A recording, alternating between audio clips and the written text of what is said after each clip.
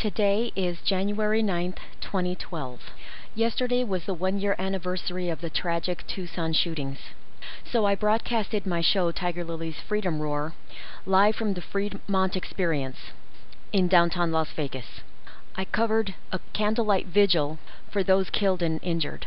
However, unlike the rest of the country that called for stricter gun control laws, this group of activists passed out candles while lawfully open carrying their handguns.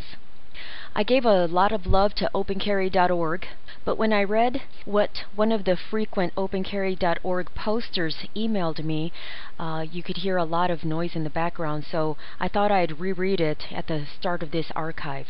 It's from MAC, representing Blue and Gold Firearms Training in Clark County, Nevada. Quote, "While it is less rare in Arizona than in other states, it is clear that the rarity of firearms carried for self-defense is contributing to the violence that sick and evil people are committing. While we feel deeply for those affected in each tragedy, we can only point out that in the vast majority of cases reported by the news media, it is only the victims who are unarmed and must wait and pray for help to arrive.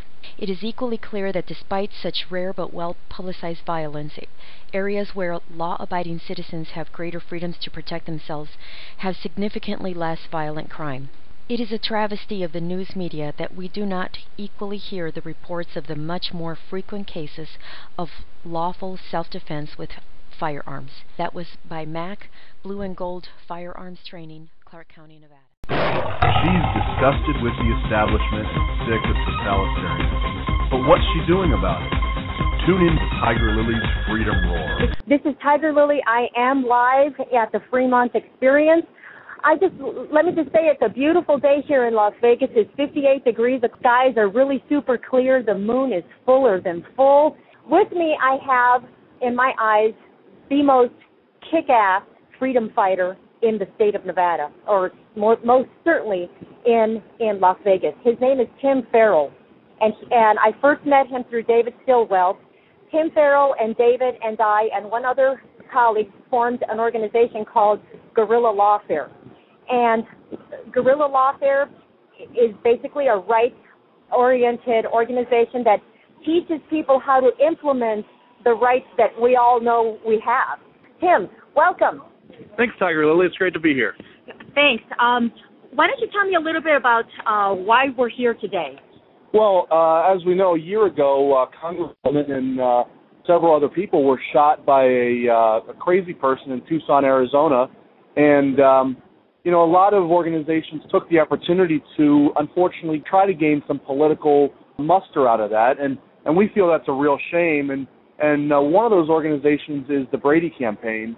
This organization is an anti-gun group, and while we all believe that we are against gun violence, the Brady Campaign took the opportunity to seize on the moment and say this is why we need stricter gun laws, when in fact this gentleman that was a crazy person would have been able to get a gun with or without additional gun laws. If he was really intent on mass murder, there were plenty of ways for him to go about it. So we came out today because we saw the Brady Campaign was doing a kind of a nationwide campaign to honor the memory of those folks, and we decided, you know what, we're on the same side in this case. We are also against gun violence, and so we decided we would come down here to Fremont Street in Las Vegas, and we would show people that you don't have to be anti-gun to be anti-violence. And so we've handed out, we've produced about 500 candles, Tiger Lily.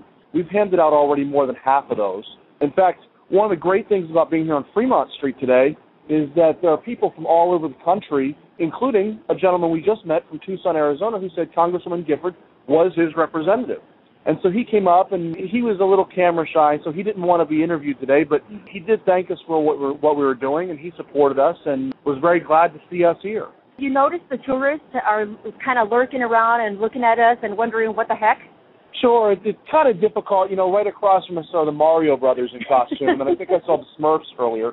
And there's Donald Duck we see. So there's a lot of folks down here in costume trying to get the attention of everybody. But what we found is that with the light numbers that we're experiencing tonight on Fremont Street, it is kind of cold and windy. We have still handed out more than 250 candles and still handing out even more as we speak.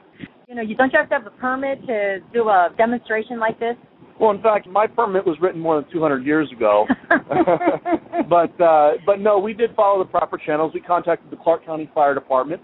They went through the motions and they investigated and said, no, there's no permit necessary for this. We were concerned that because of the open flame that they may have an interest. They weren't.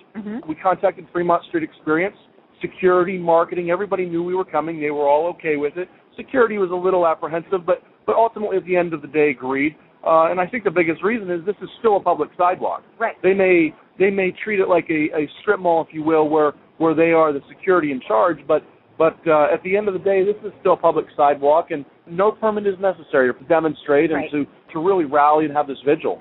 Very good. Did you bother to tell anybody that we were going to be open carrying throughout this entire permit process?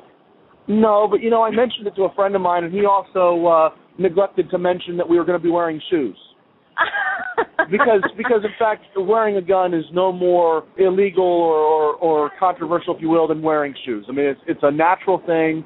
Here in the state of Nevada, it's perfectly legal, so we encourage people to do it. It helps send a message. Well, a lot of folks, they see a gun, and if they're an anti-gun person, they say, you know what, people are scared of your gun. But in fact, it's the person who's scared of the gun, supposedly, that's confronting the guy with the gun. And what we found is all these people that are taking the candles, the gun has absolutely been a non-issue. Wow. These people are happy to see us, and you have to understand, not all of these people are going to be pro-gun. We've encountered anti-gun folks who gladly took candles and thanked us for what we were doing today. If you could reduce the number of guns on the street, arguably gun crime would go down, right? The problem is you can't reduce the number of guns on the street. Okay, so no matter how well-intentioned you are, those guns that are made and manufactured and already exist will always exist. These things are made to be run through the dirt and the mud and still continue to operate. These guns don't magically disappear because we wish they would. If the bad guys are going to carry a gun, I really hope I never encounter one. But if I do, I'd rather be armed with my own gun than a cell phone to try to tell the police what happened. Exactly.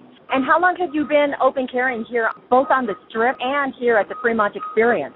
Well, I've been open carrying for about 5 years now. One of the biggest things in my recent history that got me so active with the open carry is that I was open carrying on the Strip one day, and I was stopped at gunpoint by 3 Las Vegas police officers. As a result of that incident, Las Vegas police went through a complete retraining of all of their officers throughout the whole metro area, and police officers are now well aware that open carry is okay.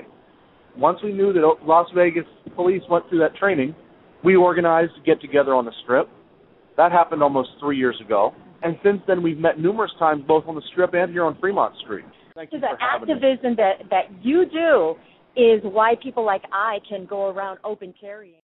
The founder of Guerrilla Lawfare, he's my hero, he and Tim.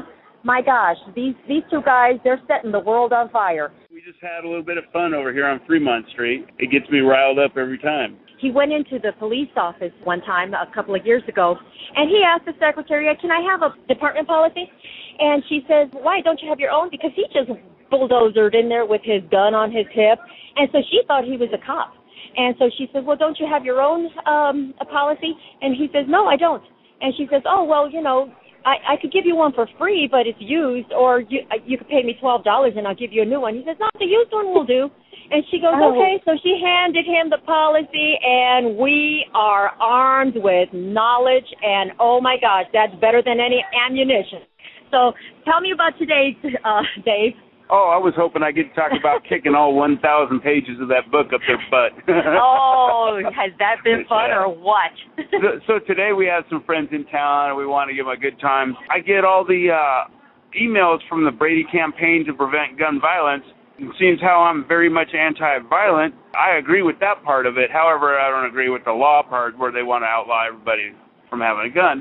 But it still doesn't mean I'm not cool with violence. So I couldn't shut my brain off and decided to come down here, open carry on Fremont Street in Las Vegas, and pass out candles to tourists and let them know that we are against gun violence, actually violence of any kind, and we are having a vigil, kind of like the Brady campaign is, for the Tucson shooting, because it's a bad deal. We might do this on other shootings, too.